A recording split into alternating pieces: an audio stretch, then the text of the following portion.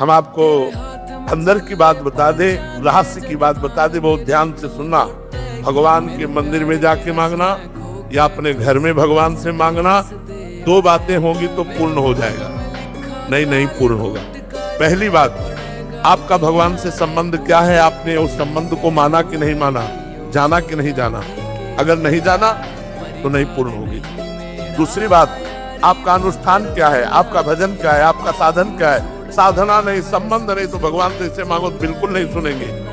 भाव युक्त पुकार ही भगवान सुनते हैं। भाव बिन सुनी पुकारे मैं कभी सुनता नहीं।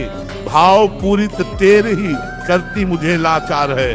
भाव का भूखा हूं मैं और भाव ही एक सार है। अगर भाव नहीं है, हे भगवान हमारा काम कर दे, तुम्हारे नौकर है भगवान, तुम्हारे कर्जदार है भगवान, तुमने जो कर्म किया उसको भोग।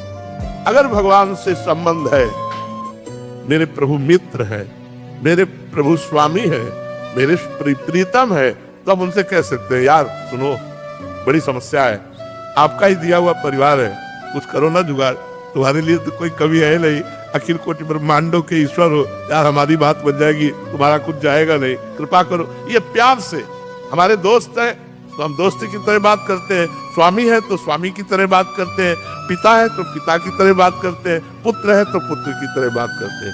अब आप पूछ रहे हो 1 लाख का हार का और जेब में नहीं है 25 पैसे, तो धक्का मार के ही भगा देगा। तो कितना तप है तुम्हारे पास, कितना पुण्य है तुम्हारे पास, कितना आपके पास भजन है, अब वो है नहीं और भगवान से कोई हमारी पूर्ति कर दे तो सब मम प्रिय सब मम उपजाए। संपूर्ण सृष्टि भगवान की है और विधान रख दिया है, अवश्य में वो भोक्तव्यम कृतम कर्म शुभाशुभम।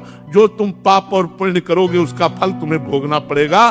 दुख या सुख तुम्हारे कर्म के अनुसार तुमको प्राप्त होगा। कर्म प्रधान विश्व रचि राखा और जो जस करे तास फल चाखा।